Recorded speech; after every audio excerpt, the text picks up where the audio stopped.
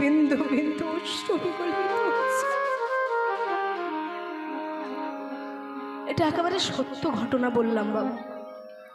যদি একবার মন প্রাণ উজাড় করে তাকে ডাকা যায়, তিনি যে ভক্তের ডাকে সাড়া না দিয়ে থাকতে পারেন না। আজকে গোবিন্দ ঘোষের জীবনী যেটা আপনারা শুনছেন, শুনলে বুঝতে পারবেন যে শেষের দিনে তিনি ভক্তের জন্য কি নয় কি করেন বাবা। গোবিন্দ ঘোষ যখন ধুলাই পড়ে পড়ে কাঁদছেন, মহাপ্রভু আমার বৃন্দাবনে চলে গেলেন।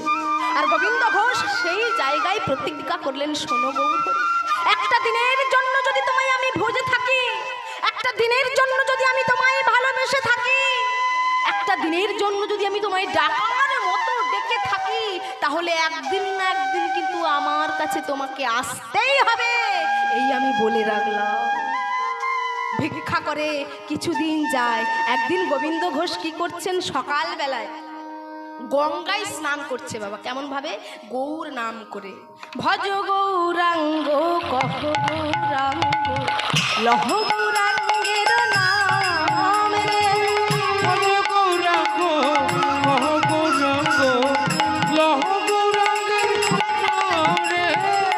যে জন গৌরাঙ্গ ভজ সে হয় আমার প্রাণ রে, যে জন গৌরাঙ্গ ভজ সে হয় আমার প্রাণ রে।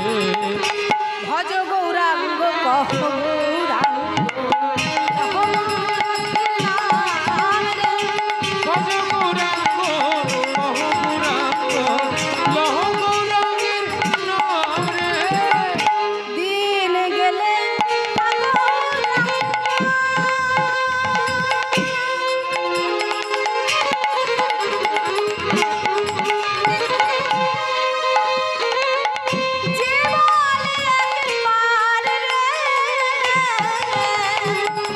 দিন গেলে হা গৌরাঙ্গ